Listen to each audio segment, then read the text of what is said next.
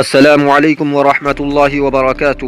ناظرین کرام، ایک بڑی خبر یہ سامنے آ رہی ہے کہ بی جے پی حکومت ہندو لڑکیوں کی مسلمانوں سے شادی پر خوف زدہ ہے اور اس کے لیے سخت سے سخت قوانین بنانے کی تیاری میں لگی ہوئی ہے۔ اتر پردیش میں بی جے پی کی ریاستی حکومت نے ہندو لڑکیوں کو تبدیلی مذہب کے حق سے محروم کرنے اور مسلمانوں کے ساتھ شادی پر قدغن لگانے کے لیے قانون منظور کر لیا ہے۔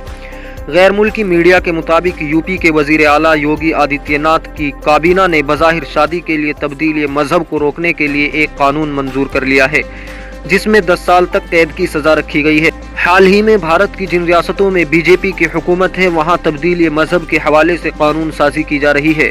ان ریاستوں میں اتر پردیش کے علاوہ ہریانہ اور مدھیہ پردیش بھی شامل ہیں۔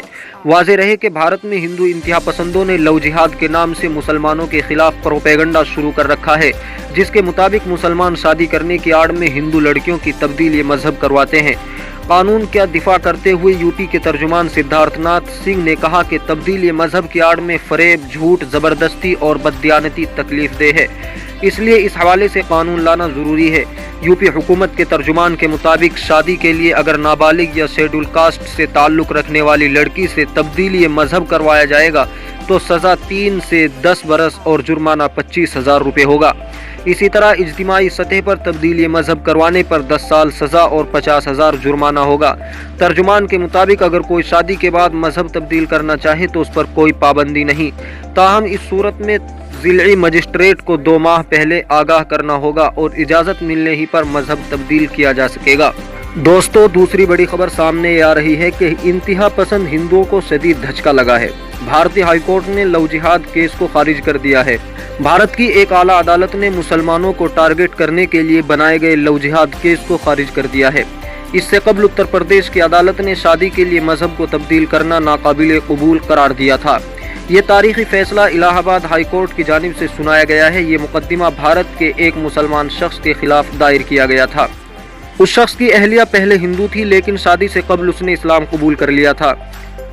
اس مشہور مقدمے کو لو جہاد کیس کا نام دیا جا رہا ہے۔ اگر یہ فیصلہ مقدمے کے مدعی، جو کہ سابق ہندو خاتون کے والدین تھے، ان کے حق میں آ جاتا تو انتہا پسند ہندو اسے مستقبل میں مثال کے طور پر پیش کر سکتے تھے، کیونکہ بھارتی ہندو اس بات کا زور و شور سے پرچار کرتے ہیں کہ مسلمان مرد لو جہاد کے ذریعے ہندو خواتین کو بہکا کر اسلام قبول کروا کے شادی کرتے ہیں۔ الہ آباد ہائی کورٹ کے بینچ نے اس کیس کا فیصلہ سناتے ہوئے کہا کہ عدالت کی نظر میں پرینکا خرار ہندو اور سلامت انصاری مسلمان نہیں، بلکہ 2 بالغ افراد ہیں جو اپنی مرضی کے ساتھ اکٹھے پرسکون زندگی گزار رہے ہیں۔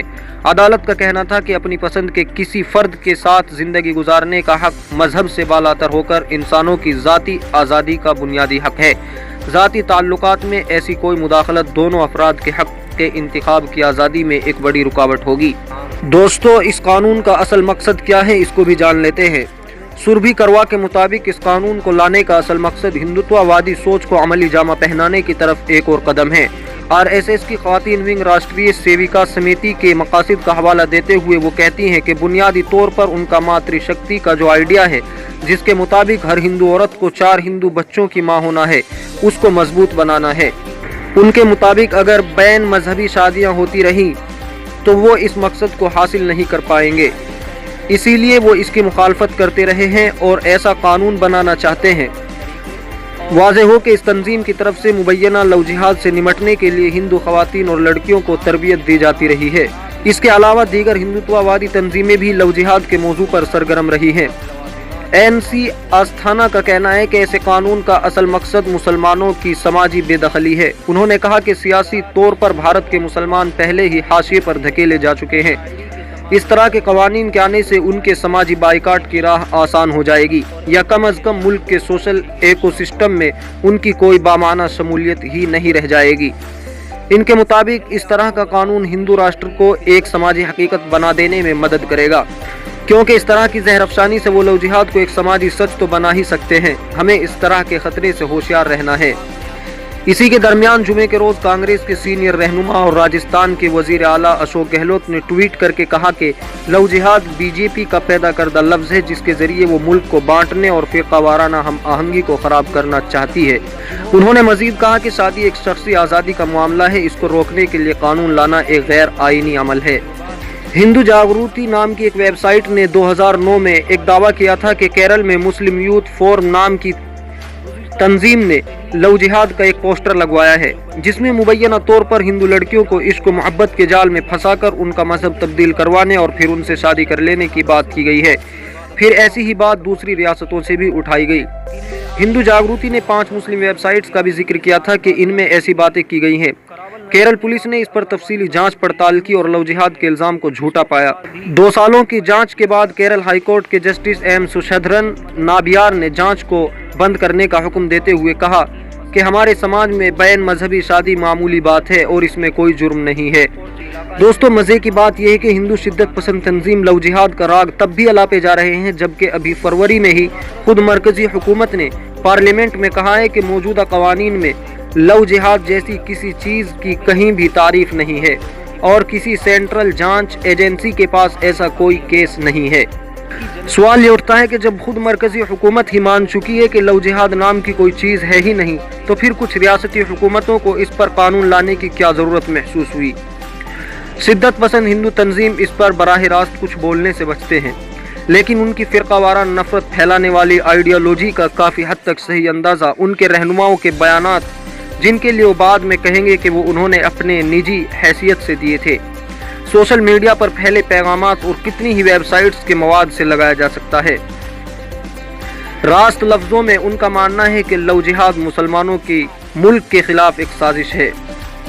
ان کے تصور میں اس کے ذریعے سے مسلمان ہندوؤں کو یہ بتانا چاہتے ہیں کہ وہ ابھی بھی ہندوؤں کی عورتوں کو اٹھا لے جانے میں اہل ہیں، اگر عہد وسطیٰ کی طرح جنگوں میں ہرا کر نہیں تو محبت کے جال میں پھنسا کر ہی صحیح۔